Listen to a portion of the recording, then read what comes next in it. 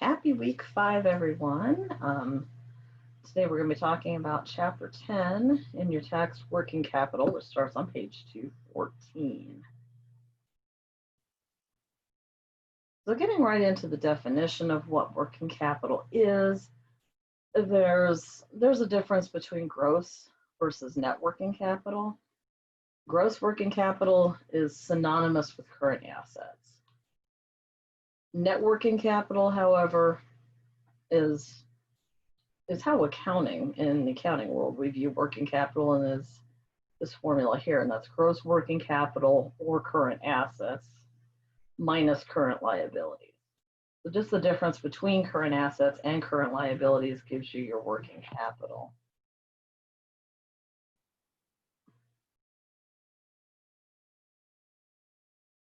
So how working capital can be viewed basically as the company's really short-term net worth, how much a company owns in assets versus what it owes its creditors. And it is a measure of firm liquidity. So we'll further take working capital and divide it into its two subsets, which is permanent versus temporary. Your permanent working capital within a company is how much is necessary to finance the production that's going to meet the minimum demand for the company's product. Any fluctuations above that will be called temporary working capital. And think of a seasonal business when you think of temporary working capital. In the months of November and December, you would have to have a higher working capital because demand is going to be higher than the minimum. So how much of a company's assets on average is comprised by working capital? It's dependent upon the size of the business itself. For larger companies, that number is going to be about 40 to 50% of total assets on average. And for smaller companies, it could be as much as 70%. And one of the reasons being is that your smaller companies don't have as many fixed assets. Larger companies do. So the fixed assets are going to be a bigger number for your larger companies versus that smaller. So especially important for those smaller companies is the concept of working capital management, which is actually the discussion that begins on page 215. And what we do with working capital management is we want to maximize our current asset value, we want to minimize our current liabilities at the same time. So we're trying to optimize firm value. So then a question does come up. If there is a choice between operational efficiency versus long-term effectiveness, which would we go with? And in terms of working capital policy, we would go with operational efficiency.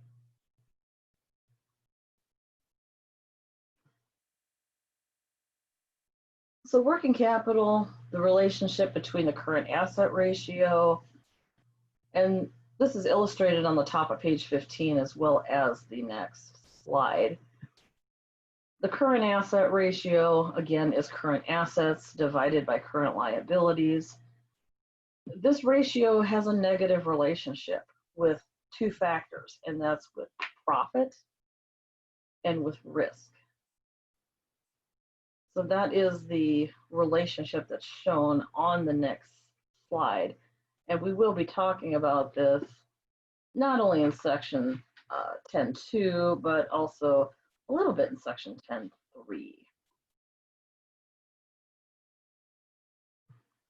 So this is figure 10.1 in the text. The negative, just the inverse relationship between the current asset ratio and profit and risk level as well.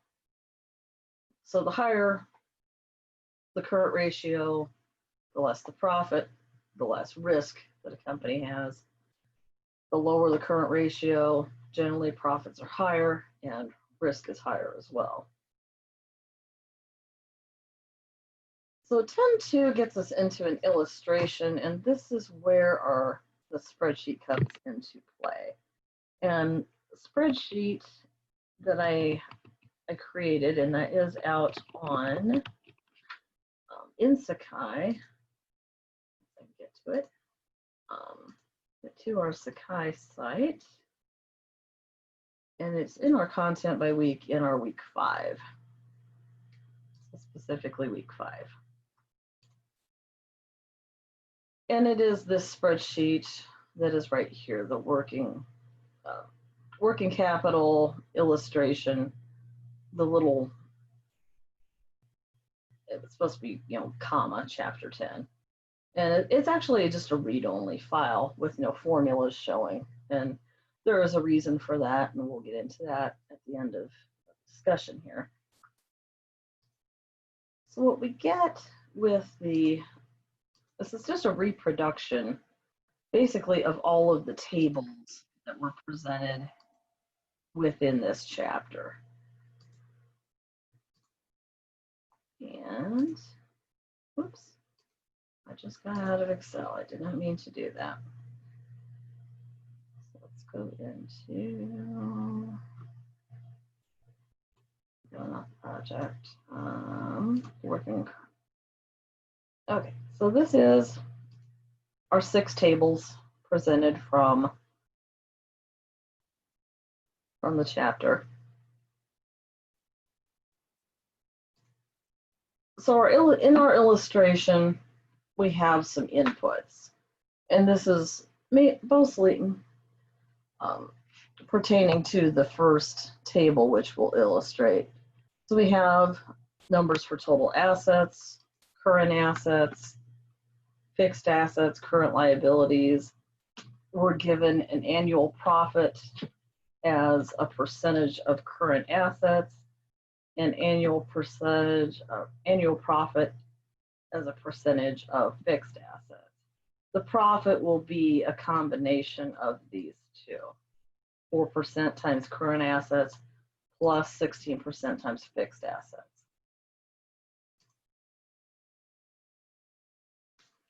So those are our inputs. And the first question is, would a shift in working capital affect profit?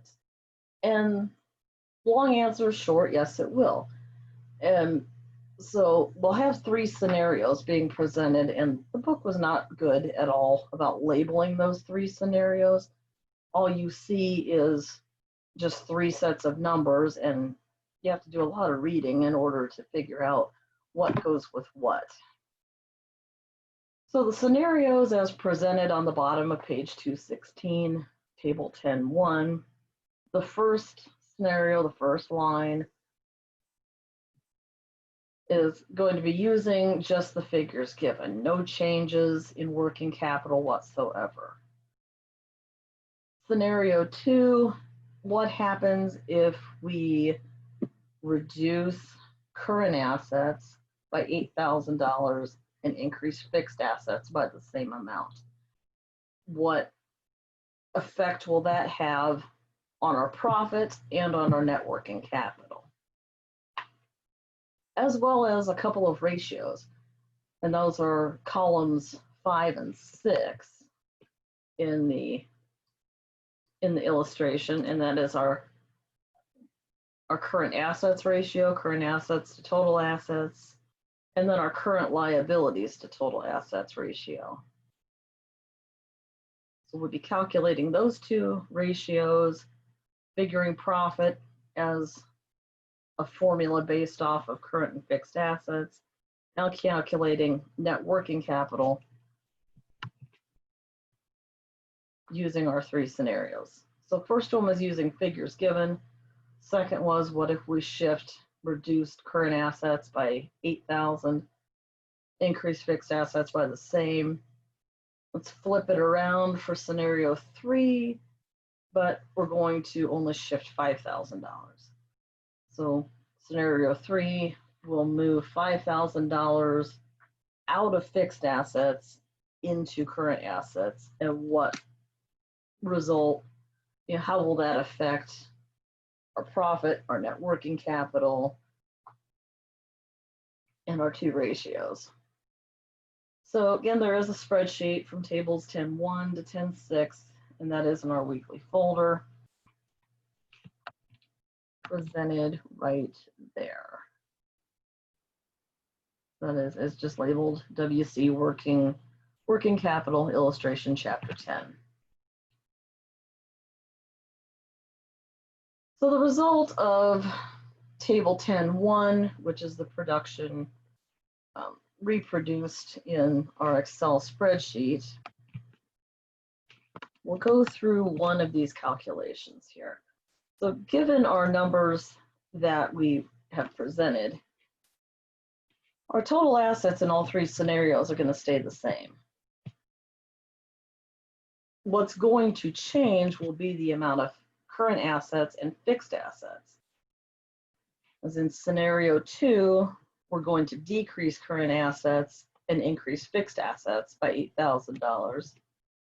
In scenario 3, we're going to increase our current assets by $5,000 from the beginning figures and reduce fixed assets also by $5,000. So total assets will not change, nor will current liabilities. In this example, current liabilities are staying the same. That will not be the case for table 10.2. We'll be doing a little bit of manipulation using liabilities in 10.2.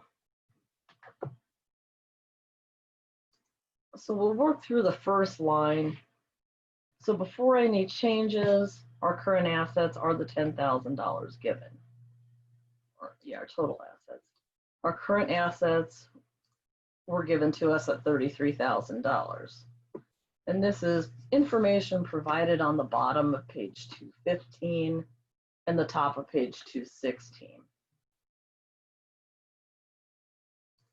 So total assets, until there's operators here, we have column heading numbers, and the operators actually tell you the flow of the figures. So to obtain the amount of fixed assets, that's the result from column 1, which is total assets, minus the figure from column 2, which is current assets. So total assets equals current assets plus fixed assets, which is the formula. Current liabilities is one number which will not change, as we've been in the paragraphs data given on 216 that pertain to table 1. There's no manipulation of current liabilities whatsoever. It's all based, this example is all shifting of current versus fixed assets. So total assets, we were given current assets and fixed assets. You could be given one or the other. You could be given two of those three numbers and asked to calculate the third. That's perfectly acceptable. It's going to be a subtraction. Or if you're not given total assets, that would be an addition of current assets and current liabilities, or excuse me, current assets and fixed assets.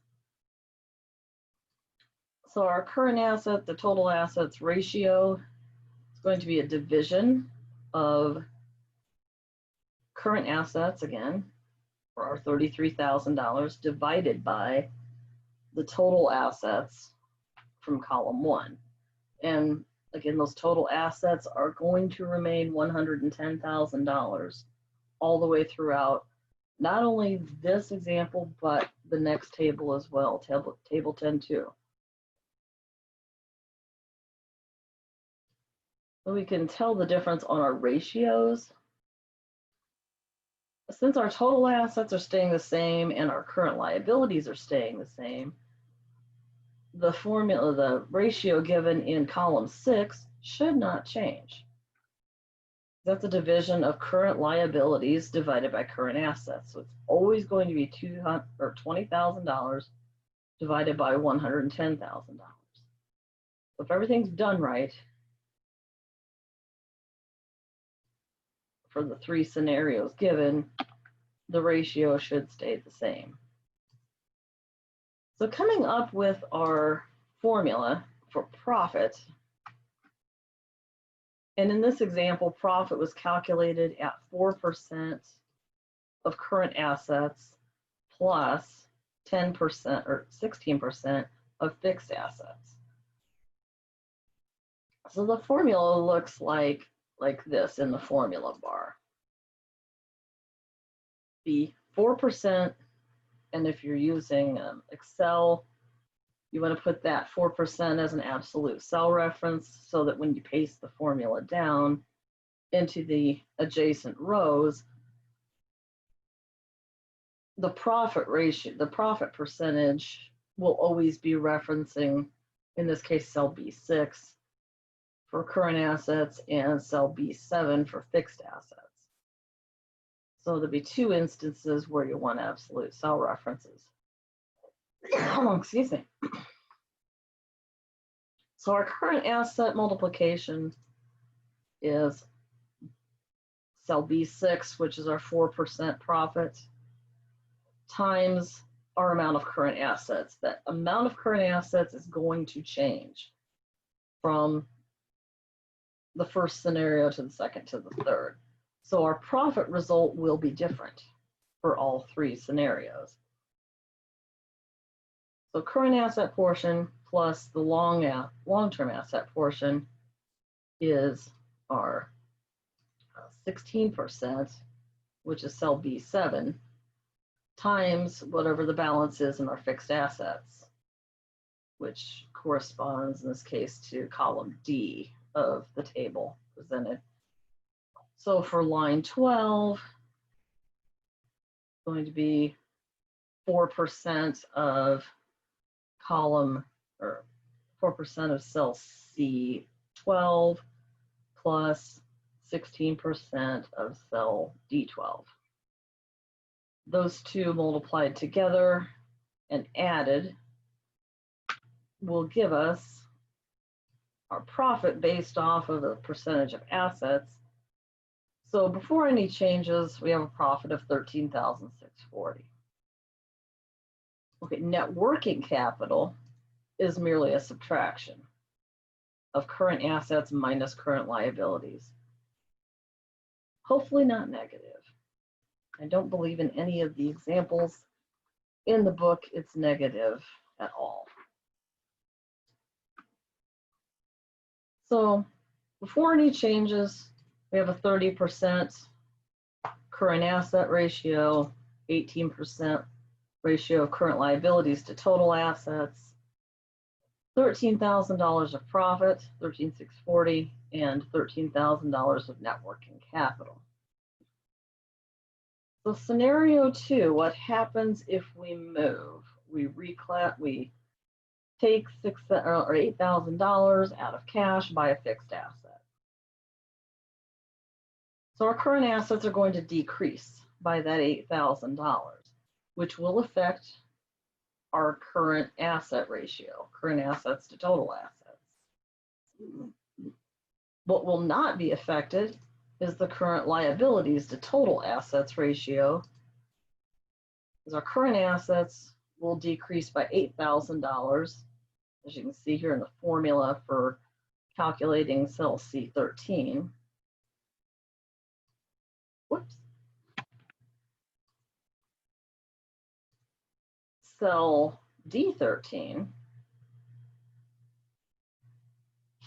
fixed assets could either be calculated by subtracting current assets from total assets, or you could also instead add $8,000 to the first line assets of $77,000. Either way gives you the same result of $85,000. So fixed assets have gone up, current assets have gone down, but total assets have not changed. Again, our current liabilities remains a constant. So our two formulas in columns 5 and 6, current assets to total assets is going to decrease because we have fewer current assets. More of our assets are now fixed assets rather than current. Our current liabilities to total assets remains the same. As our total assets did not change, it's just the categorization. What type of assets do we have? That mixture changed. The total did not. Profit increased. Profit increased as we have more of a balance in fixed asset, which has a higher profit percentage associated to it.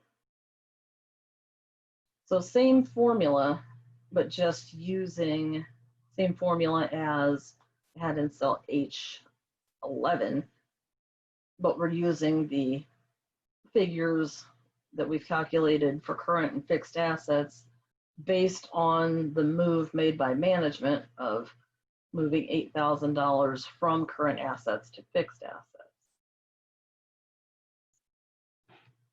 So profit increased to $14,600 under this move.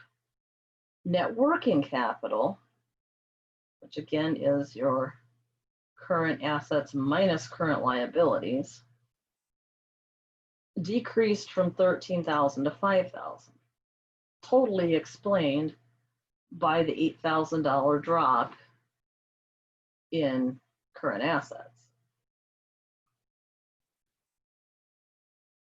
So as current assets decreases, profit increases.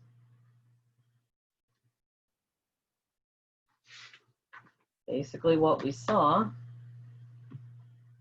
in the formula that's on the top of page 215. That just proved that formula. So final scenario, we're actually going to increase current assets and reduce fixed assets by the same amount. So now we'll have a shifting upwards of our current assets.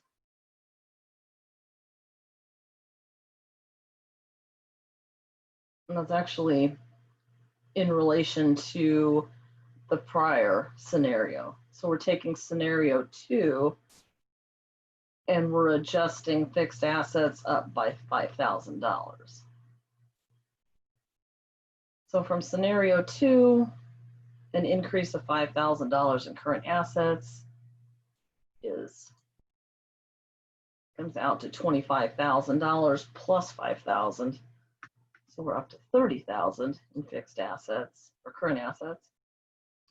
Fixed assets would decrease also by $5,000. So the mixture again changes, but the total stays the same. So once again, our current liabilities to total assets ratio should stay the same, as was the case in the first two scenarios, because total assets did not change. Our current assets to total assets ratio increased from scenario 2, because we do have we raised our level of current assets by $5,000.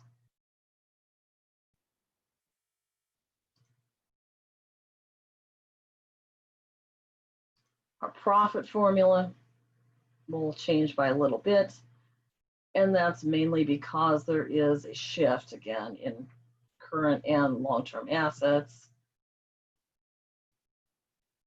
More current assets is given a lower percentage of profit. And so we have $30,000 at 4% plus $80,000 of fixed assets at 16% profit per.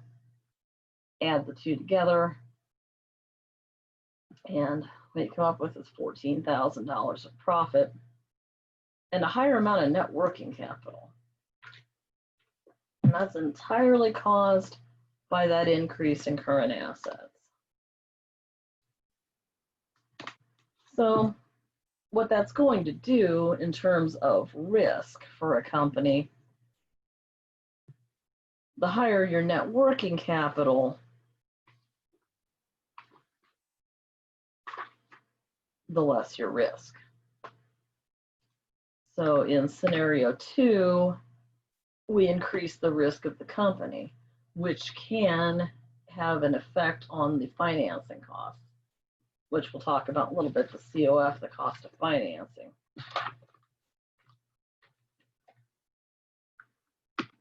So if you add working capital, then you have, according to borrower or to lenders, less of a risk, or less risky.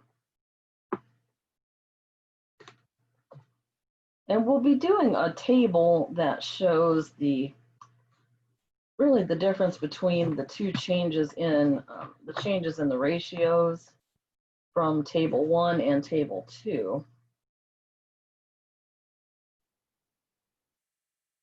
The change in the ratios, the absolute change in profit, change in net working capital, and then the combined change, and that is table 10.3. As soon as we get through the next table, which is 10.2, on the adjacent tab of our worksheet. So again, if profit changes, what about risk? You know, if you have risk, it's going to change in the same direction as the profit. More profit, more risk, which is a little bit, you wouldn't think that'd be the case, but it is. Cost of financing also changes as a result of changes in risk. For 10.2, table 2, we're also going to be manipulating what happens if we manipulate liabilities as well.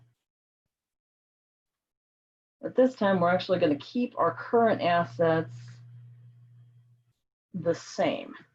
Our current assets and our fixed assets will remain a constant, and now we'll be looking at changes in the liabilities and what effect those changes have in the two ratios we looked at, current assets versus total assets, current liabilities versus total assets. And we'll also be looking at not only the net working capital, but the changes involved in the cost of financing. So in order to do that analysis, we have to come up with a couple more inputs. And that is, what is the current cost of our financing? And the cost of our financing given to us in the text, this is actually given to us in about the middle of the final paragraph on page 216. There's a line that starts the COF of the current liability, and that is 5%. So 5% of current liabilities is the cost of our short-term financing, and the cost of long-term liabilities is 15% on average. So cost of long-term financing is going to be about 15% of our long-term liability balance. Excuse me. So we will look at 3 different scenarios here given in our text material, also in the bottom paragraph of page 216. And we're going to take the same figure, and it's $10,000. What happens if we move $10,000 from long-term liabilities to current liabilities? What happens if we move $10,000 from the original scenario from current liabilities to long-term? So from long-term to current, from current to long-term. So we get to see what the effect is on cost of financing and net working capital and our ratios.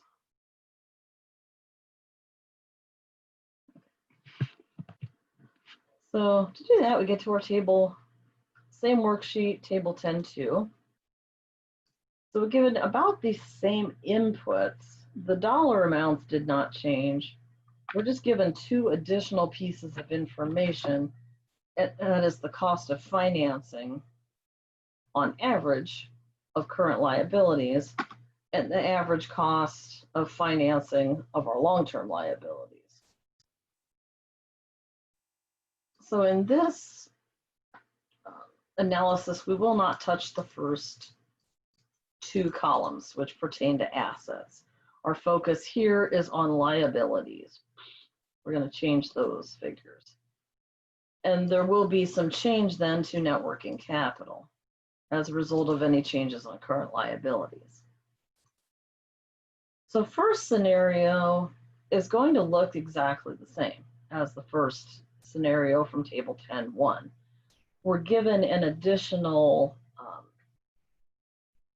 figure here to calculate in column 7, which is our cost of financing, which was not present on the first table, basically taking the place of profit on table 10.1.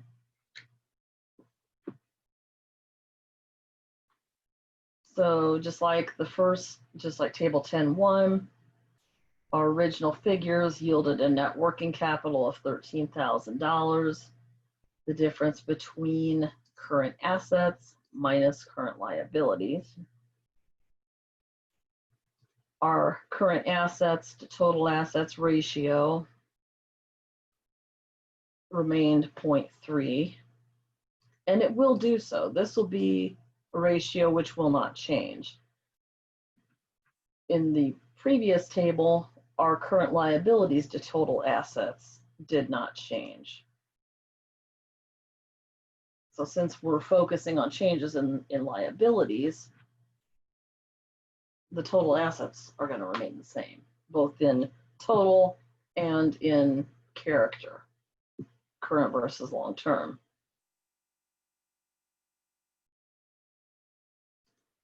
So we have current liabilities of $20,000. This time we're presented a different, we're also given the option, or we're given a place to enter long-term liabilities. We have to make an assumption in order to do so, and that is that there is no equity in the building, or in the business. So we're just going to assume in these analyses that total assets equals total liabilities. We take any recognition of equity and just ignore it. That is the assumption that's inherent in this chapter. So what we do to come up with current liabilities, we're given current liabilities, long-term liabilities, since it's the assumption that assets equals liabilities in this chapter, plus equity, and equity is 0. So that could just be reduced to assets equals liabilities, just for this chapter only. Then our long-term liabilities will be our total, equal to our total assets minus our current liabilities. So our liabilities are comprised of $20,000 of current and $90,000 of long-term. Long-term due beyond 1 year. So our ratio of current liabilities to total assets for scenario 1 will be calculated as $20,000 divided by $110,000. The total assets will stay $110,000 throughout the this entire exercise here. So what is our cost of financing? It's going to be the numbers that are given were 5% of average, 5% on average of current liabilities, and 15% on average of long-term liabilities. So the formula would look like that which is given up on top of the table. And typed out, the formula actually would look like this. Again, I'm employing the use of absolute cell references to keep a reference to the percentages in my input section as an absolute. So it's always going to be 5% times current liabilities plus 15% times long-term liabilities. I'm going to use two absolute cell references in here. And those are the ones that pertain to the 5% and the 15% respectively. So B6 and B7. So multiplied out and added together, we have a cost of financing of $14,500. And our final column is net working capital, which is, again, a subtraction of current assets minus current liabilities. And you'll see that 13,000 was the net working capital back in the first scenario of table 10.1. So we're on the same page there. Okay, so what happens to our original figures if we decide we are going to move $10,000 from long-term liabilities into current? Say $10,000 of our liabilities, we decide we're going to refinance with a short-term note. That's what basically the gist of what we're doing here. So total assets will remain the same. So will current assets. Assets are not touched. Our current liabilities will increase by $10,000 based off of what the company is doing as a working capital manipulation here. So current liabilities are being increased, long-term liabilities are being decreased by the same. Current asset to total asset ratio does not change and will not change. However, our ratio of current liabilities to total assets is going to increase, which would lead to a decrease in the cost of financing. There's a formula on the middle of 217, which shows that the cost of financing will decrease, which will lead to higher profits because you have less interest expense. And R being risk level will increase.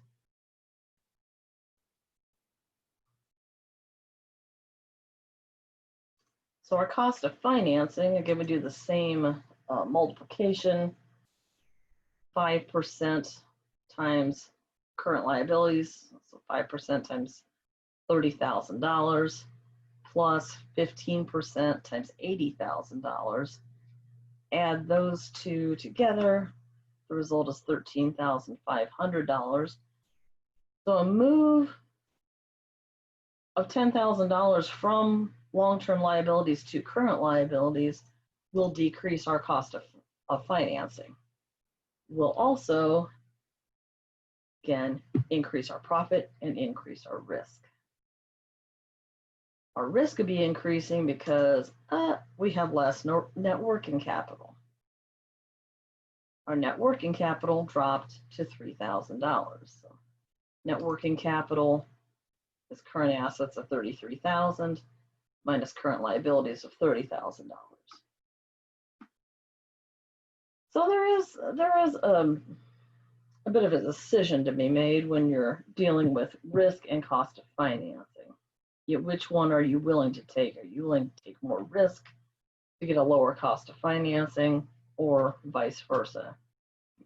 Excuse me. So scenario 3, again, the starting point will be the numbers before any changes.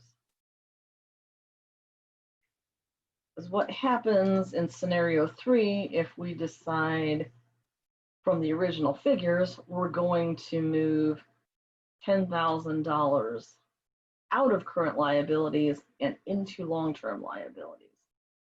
So in this instance, it would be the refinancing of $10,000 using a long-term note rather than a short-term note.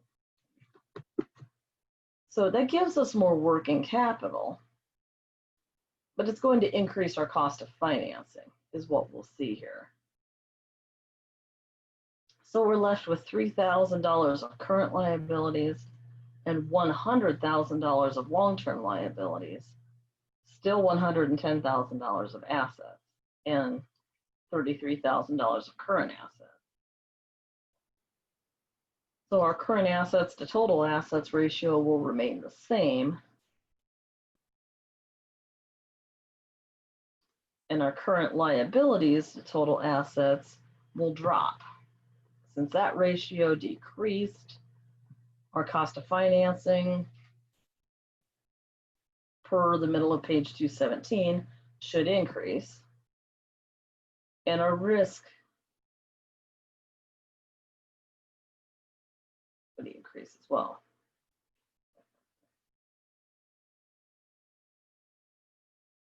Yeah, cost of financing increases, which leads to lower profit and lower risk, excuse me.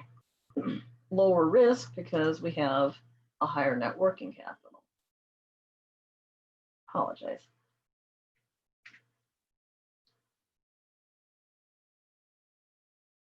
So what table 10.3 asks us to do is, taking these two scenarios, let's combine together where we've manipulated changes in total assets, changes in total liabilities. What are those changes going to, what effect are those changes going to have in terms of profit and in terms of net working capital? And we'll be looking at the change in profit and the change in working capital as not only whole dollar amounts, but also as percentage changes as well, which will look like this. So we'll be looking at scenario 2 of each one. Scenario 2, moving of $8,000 from current to fixed assets, and the moving of $10,000 from long-term to current liabilities. So we'll be looking at the changes in the profit, the changes in the net working capital, the changes in the cost of finance, and not the cost of financing. Our changes in our ratios too. Our current assets versus total assets, and our current liabilities versus total assets. Excuse me. So, table 10.3, I added a little bit of additional information to it. The book only actually presented this bottom portion. What I did is I combined the results of tables 1 and 2 into a third table. And that's where I pulled my figures from. So these were our figures before any changes. Anything that involved the change in liabilities, we did not do any profit calculations. Any changes in assets, we did not do any cost of financing calculations. So that's where those cells are grayed out. So the changes from moving $8,000 from current assets to fixed assets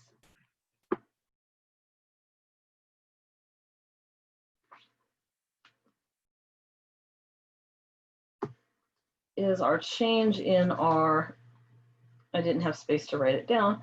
The first formula given is our current assets to total assets formula.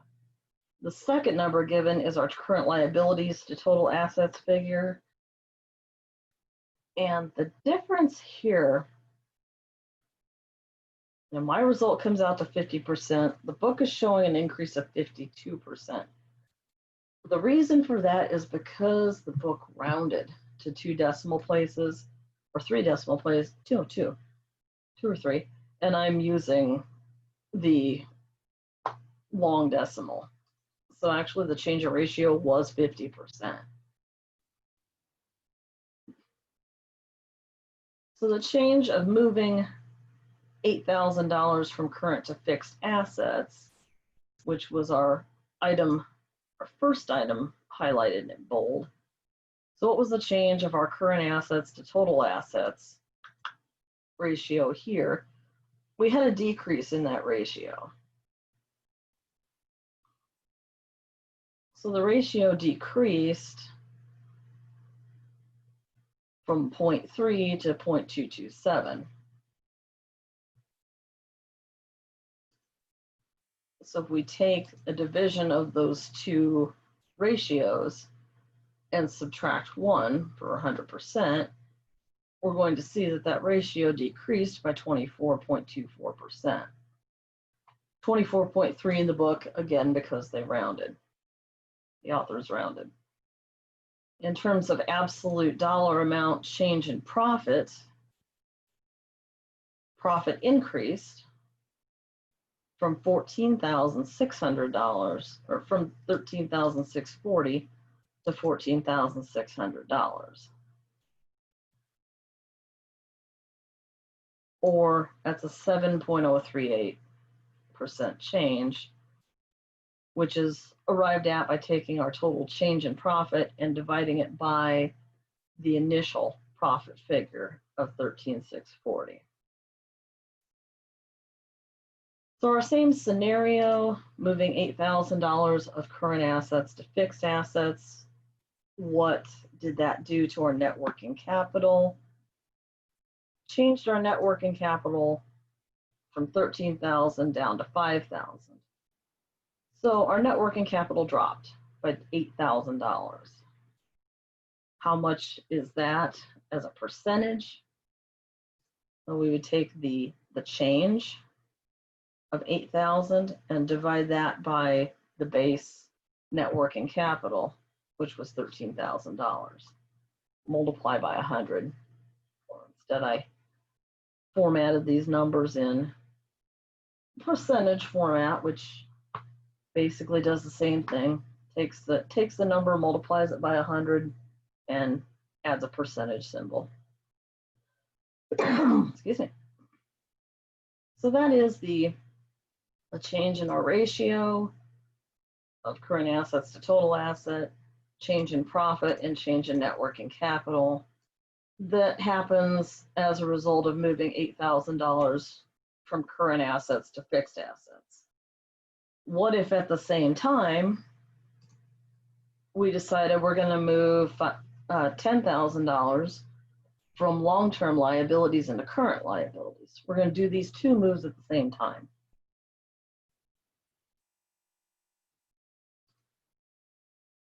So what is going to be the change in our ratio? Makes no sense. There's not going to be any change between current assets to total assets ratio. So no change there because no assets changed in that second scenario. So the ratio we'll be measuring here is the current liabilities to total assets ratio, which is column 7. So before any changes, our current liabilities to total assets ratio was about 18.2%. After we refinanced $10,000 of our long-term liabilities as current, that ratio is going to increase because the current liabilities number is going to be higher. So increased from 18.2 to 27.3%. If you divide the two numbers and multiply by or subtract 1 from them, it's an increase. That is an increase of 50%. Change in profit is all going to be because of cost of financing. That is where our change in profit comes from. A move of $10,000 from long-term to current liabilities is going to drop our cost of financing, which is going to in turn raise our profit. So that is where the $1,000 comes from on that line. That is the difference in our cost of financing, which would be $1,000 less in interest expense, which would cause net income to be higher by that much. In terms as a percentage, it would be our $1,000 change divided by the initial $14,500 cost of financing, or an increase in profit of 6.897. I rounded to 3 decimal places across the board here. Change in net working capital, we get that from our 9th column. The difference between net working capital from the first line, which was our numbers before any changes, and our line where we show the results of moving $10,000 from long-term to current liabilities. So that caused a $10,000 drop in our net working capital from $13,000 to $3,000, which in turn, since our net working capital decreased, we're going to have higher risk. Higher risk, higher profit. We did see the profit increase.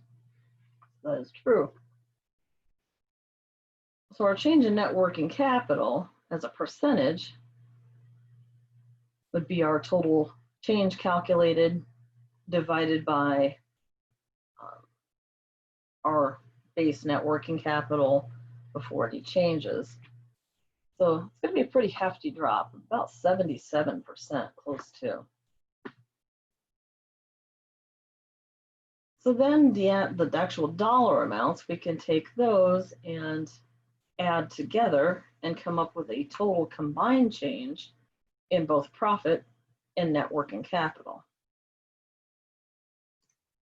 So to reclassify $8,000 from current assets to fixed and to move $10,000 from long-term liabilities to current liabilities would yield an increase in profit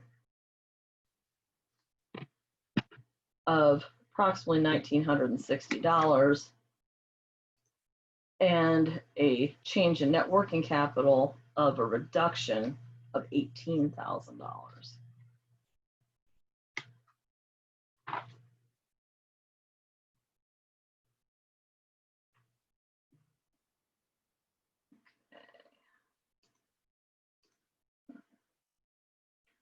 So moving on to section 10.3, 10.3 is actually the basis of the little project that we'll do for next week. I know the syllabus actually mentioned that we have a mini research paper. I decided to change that to a project just because a project actually, it works better with this chapter than does a research project. And you just had a research project, so let me just give you a project this week. And we'll talk about that as soon as we're done with the material, but it'll be based on everything that happens from 218, 219, and 220 to the very, very, very top of 221. So figures, tables 10.4, 10.5, 10.6, that'll be the basis of our project.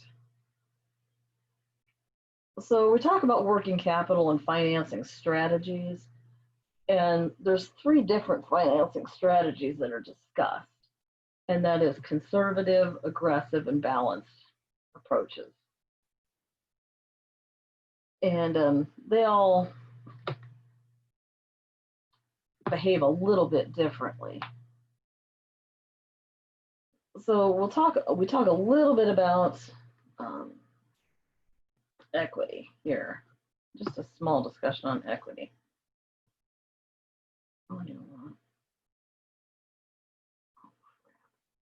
What, this slide does not be, it doesn't belong here.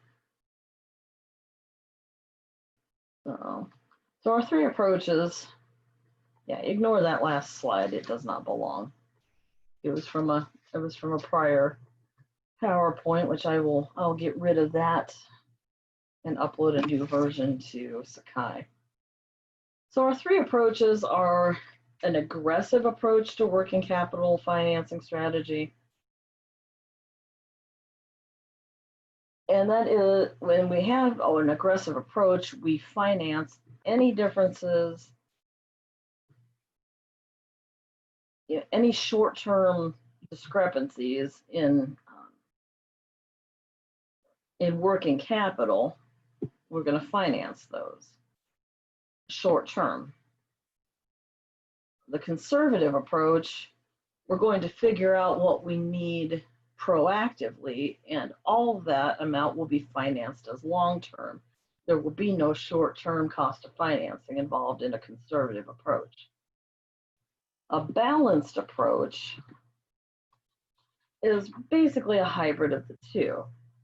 But anytime there is temporary financing, which is zero or negative, there will be no temporary financing, which will need to happen. So temporary financing, you can almost think of that like a line of credit. You're a little bit short on money, you borrow from the line of credit. This scenario doesn't provide any recognition of paying back anything, just borrowing. So we'll get into our first approach, which is the aggressive approach. And table 10.4 is a perfect example of the aggressive approach. What the firm is going to do, management will decide the type of capital needed and the appropriate type of debt, and come up with a level of permanent financing. We're going to take out a long-term loan per table 4 of $15,950. So that's table 10.4 tab on the worksheet given in the week 5 folder. So our $15,950 permanent financing is going to be a set figure. The permanent financing figure will be a set figure for all the approaches. Excuse me. Just there may or may not be temporary financing. Okay, sorry about that, gang. Had a phone call, duty called, literally. So table 10.4 is our illustration of the aggressive approach. There will be fluctuations, as you can see, in the total and current assets of this company. Fixed assets do remain a constant, and that'll be the case for the conservative and the balanced approach as well. And actually, the balanced approach completely ignores fixed asset, just combines both into a total assets figure. So any temporary financing under the aggressive approach will be borrowed at short-term financing rates. And that'll be the difference between, I don't have formulas here, but I will make them. So what we'll do, it'd be the difference between our total assets and our permanent financing is going to give us the amount of our temporary financing. I had formulas in the rest of the cells, just not the first one. So our first month, and this is for 12 months of the year, and these are of course going to be based off of projections that are probably based off of possible actual figures for the year before.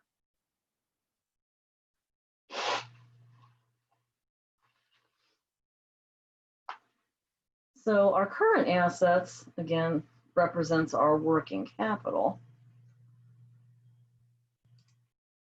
So when we look at, and we will summarize in table 10.6, our three approaches, and we'll talk about net working capital and for all three methods, the current, the aggressive, conservative, and balanced methods. So table 10.4 being our aggressive method, we finance our short-term discrepancies, our short-term shortcomings in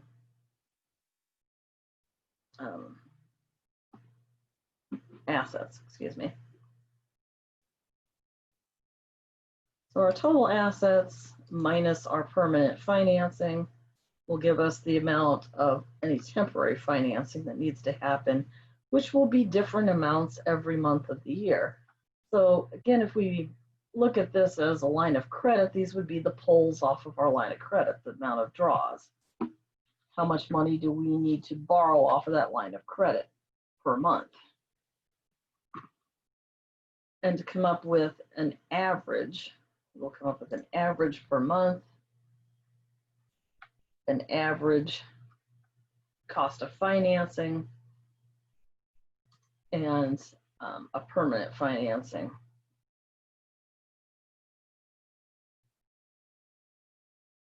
And again, we're using those short-term financing and long-term financing figures, which were given to us back on page 216 in about the middle of the bottom paragraph. And the short and long-term financing percentages for our problem will be a little bit different. I'll actually go down a little bit. So our temporary financing is kind of across the board. We came very close to our permanent financing amount in terms of our total long-term total assets in May. That was the month that we were closest in terms of working capital. The amount of highest working capital we had happened here in November of $6,000. So this will be a number we'll need to keep in mind when we look at 10.6. We'll have net working capital in mind. Oh wait, never mind. That was actually the conservative approach, excuse me. Okay, oh, wrong table. Okay, so we take an average of all of our months of draws, and that gives us an average draw of $2,392.50. To that amount, we multiply by 15% in order to come up with the cost of short-term financing. 10%, 5%, excuse me. It's Monday. So our short-term financing costs on average is 5% of the long-term, of the short-term financing. So 5% times our average, which the average is different than what was shown in the book, because I'm not sure exactly why, but I took an average and that is what I got.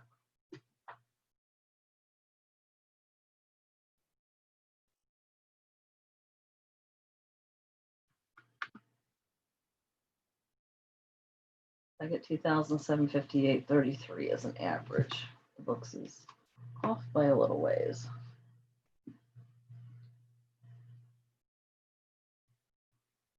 Excuse me. So then the cost of our long-term financing will just be 15% times the level of our permanent financing, $15,950. It could be a set amount per month, possibly.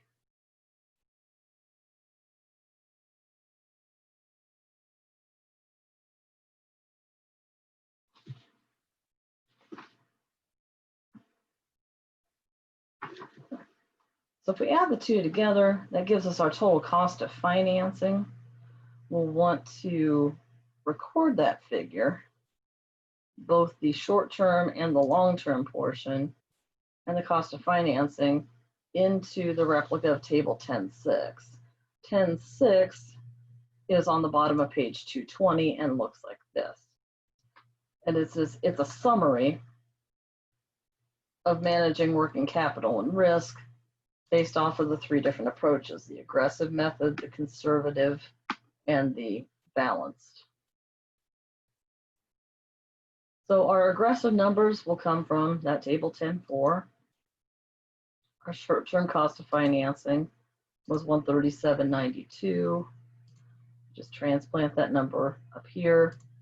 Our long-term cost of financing was this number here, 15% times 15,950. Our total cost of financing should agree with the result, the bottom portion of page 10.4.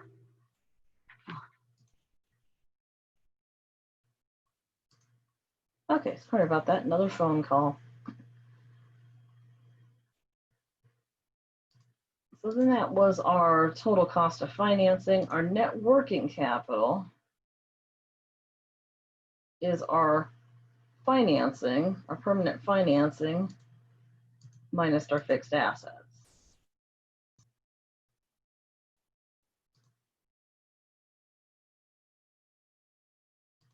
So our net working capital is $950 for the aggressive method.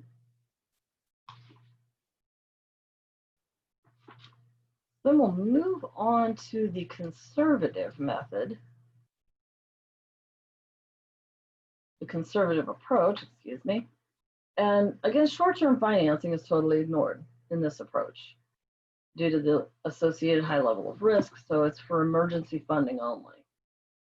We want to minimize our risk under this approach. Minimizing our risk is going to cost us a little more, because minimum risk is going to be in the form of long-term financing, which comes with a higher price tag. The benefit of the conservative approach is that we get to enjoy more liquidity due to a higher net working capital is going to be higher under the conservative approach versus the aggressive. So the cost of financing, again, it's going to be higher because we're using more long-term borrowing and no short-term borrowing at all. So we don't have a set table that gives us the results of the conservative approach because it's not as complicated of a calculation. So we use our figures from that table 10.4, and we would use the highest total asset balance from that table. We go back to table 10.4, find our highest total asset balance, which happened here in November at $21,000. That's the amount of permanent financing we're going to use. It's $21,000. So our cost of financing will be 15%, which is the associated cost given in this problem, times the total asset balance, the amount financed, long term of 21,000. We multiply those two numbers out, we get 3,150, and that would be what we would enter on our table 10.6 under our conservative column. Short-term cost of financing is going to be zero, as is the case with the conservative approach of financing strategy. We do not employ short-term financing, only long-term.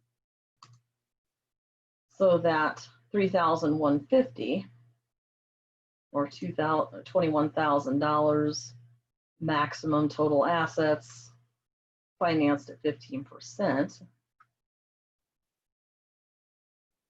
multiplied out, gives you our cost of financing of $3,150. Our long-term cost is our total cost of financing because there is no short-term cost of financing. There's no short-term borrowing. Excuse me. Our net working capital will equal our, again, we take our permanent financing, subtract fixed assets.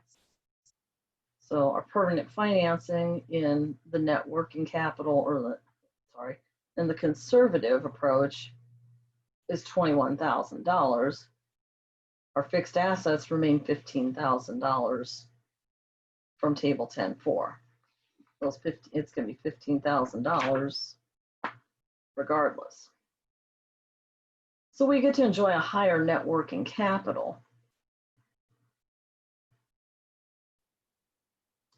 And our risk that the conservative method has is low. Aggressive approach is a high risk, as it actually uses more short-term financing.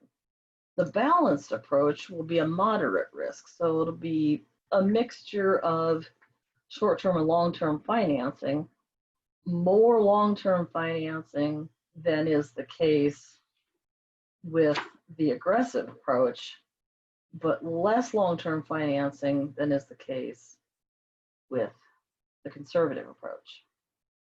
And the cost of financing should fall in between those figures that are produced by the aggressive and conservative approaches.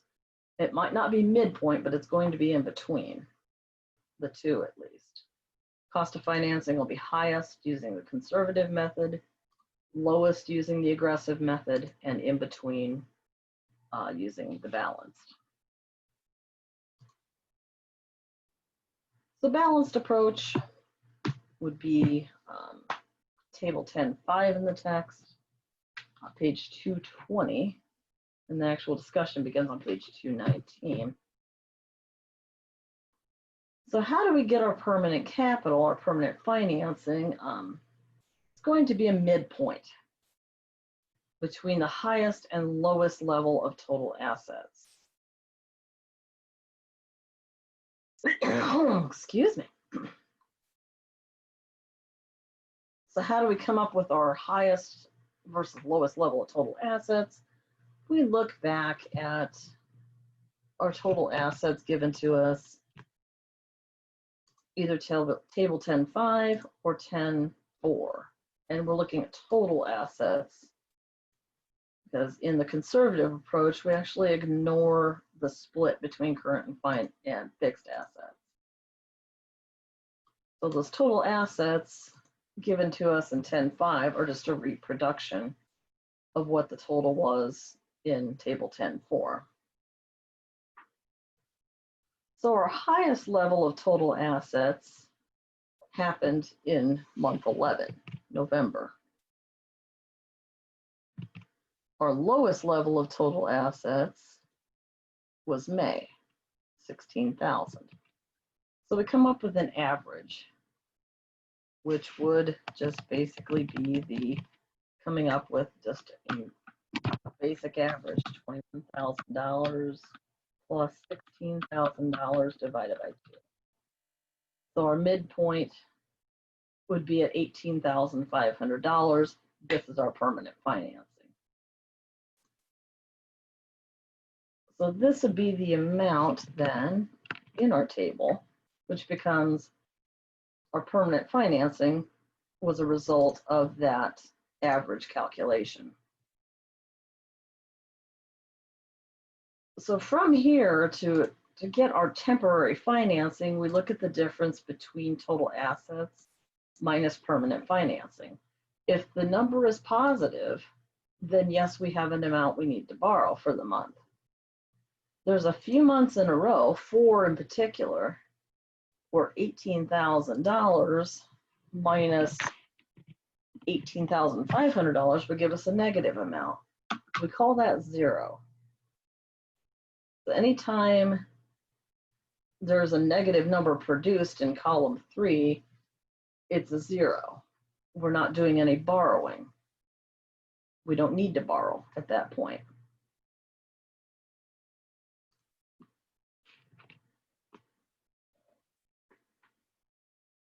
So that is the second bullet point there. If permanent financing is greater than total assets, no temporary financing is needed for the month. So enter a 0 in that column. So this is the production of our table 10.5, reproduced from the text, which I added a little to the bottom that the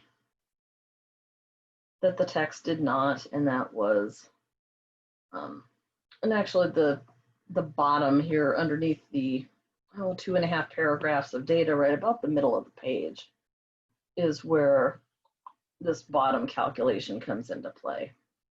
Thought it'd be good just to present that right on the bottom of the table, since it was produced on the bottom of the table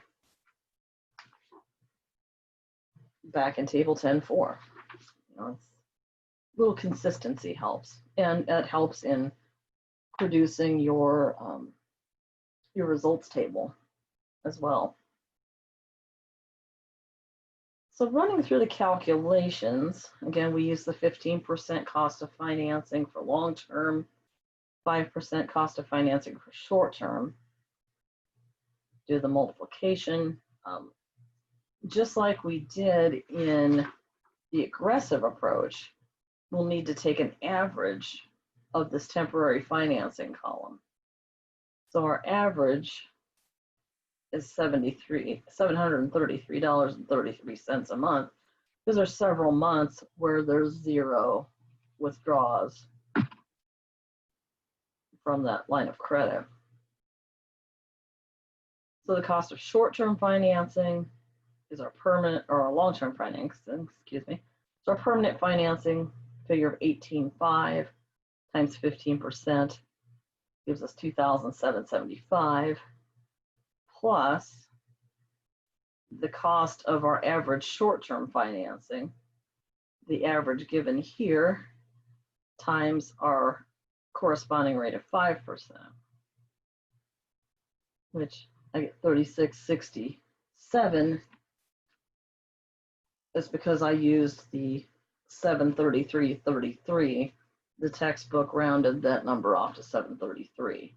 So they're different by 2 cents than I am, which is not a big deal. So add the two together, total cost of financing, $2,811.67, which we would then record into our results table on the adjacent column, or the adjacent worksheet labeled table 10.6. So short-term cost of financing is the $36.67 calculated. Cost of our long-term financing is the 15% of our permanent financing amount of $18,500. Add the two together, gives us a total cost of financing. And net working capital, the way that is calculated, is the amount of our permanent financing minus our lowest level of total assets, which happens to occur in May. And that was $16,000. Look here, month 5, our total assets were $16,000. That is the lowest figure. So that's how, under the balanced method, net working capital is derived. And the balanced method gives us a moderate level of risk. So this is our summary table, and that summary is the same as is table 10.6. That's our comparison of the 3 different approaches. So if you were given the task to come up with the figures for the 3 different approaches and present them in a method that shows the comparison between the three methods, then this would be a good method to use right here. So then management would take that information and make their decision as to how they wish to arrange their financing for the coming year. And probably meet with the bank in order to do all the necessary paperwork in order to make that happen. So that gets us to the end of chapter 10, and our chapter 10 project is basically the reproduction of tables 10.4 through 10.6 using a little bit of different information. And I'm going to actually open up, there's a doc file out in the week 5 folder. Here's our week 5. There's a little area with the chapter 5 project. The first link is your Dropbox, due by the start of class next week, which will be October 5th. Our information is actually, it's in a PDF, excuse me, not a doc file. And then the project 3, there is a template given, which the template is basically like the tables 10.4 to 10.6, just with no formulas and blank numbers. So you could use this as a basis to do your own analysis. It does go a little bit easier with a spreadsheet than it does by pen and paper. So our information about the project, let me open up that link. And it isn't a doc file or a PDF file that was created from a doc file. So you'd want to follow the example provided by table 3 through table 6 of the textbook and the material on pages 218 to 220, plus the very, very top of 221. So we'll use, and the directions are to use the aggressive, conservative, and balanced approaches of financing permanent and temporary capital needs. We want to calculate and record on, I called it the summary of reports, the summary of the 3 reports. And I also, for those who come into class, I have a printed version of this that I'll be giving you. Oh, don't keep that.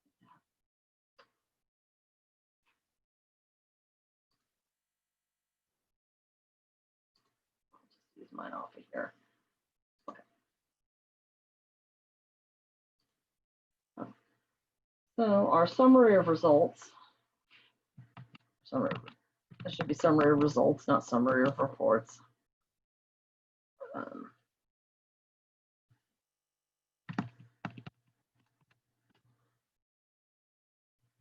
We'll be calculating the short-term cost of financing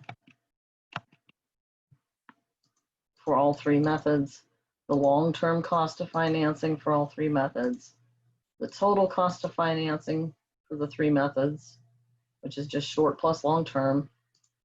We'll be disclosing the highest level of net working capital for the year and the amount of risk associated with each approach. So basically, we're reworking everything from 10.4 to 10.6 using a different set of numbers. And so one item, the permanent financing for the aggressive approach, will be $27,900. The total assets are the exact same amounts as what's shown as total assets in the first 2 tabs, the aggressive tab and the balance tab. Those are the same exact numbers. So our total assets and our fixed assets are given. You'll have to back into the current assets, which is just and you can see the actual calculation is given to you. So current assets will be, just place a formula in this cell here that'll represent total assets minus fixed assets. That will give you your current assets. Formula once, copy paste it down, you've got your current assets. And also, so that's our assets. Our cost of short-term financing is 3%, and our cost of long-term financing is going to be 12%. So given those figures, we'll ask you to reproduce table 10.4, 10.5, 10.6. And that'll be the project. And there's a Dropbox that's in Sakai in our week 5 folder here. And that would be what kind of files we can. You just want to browse for your file and submit attachment, and make sure you submit that file by the time class starts on Monday of next week. And I reproduced the instructions here within that Dropbox.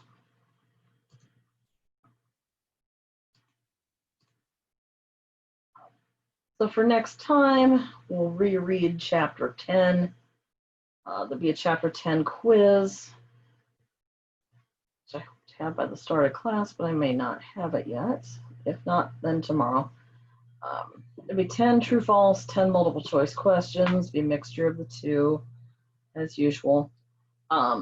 We need 2 people to present for accounting for the number phobic presentations for chapters 3 and 4. We do not have anyone for chapter 3, and I just looked and we do not have anyone for chapter 4 either. So if we could get 2, that would be great. And then we'll need to read chapter 11, which takes working capital and discusses it a little bit farther. And this is going to be about the cash management,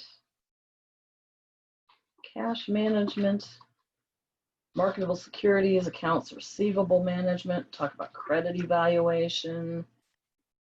We talk about aging of accounts receivable, aging of current liabilities. We talk about discounts and on accounts payable and all sorts of good things. And that's financial management of working capital. So that'll be our chapter 11. And so if you have any questions, please let me know. I'm going to show you one additional thing out on our Sakai that has changed, and that is pertaining to office hours.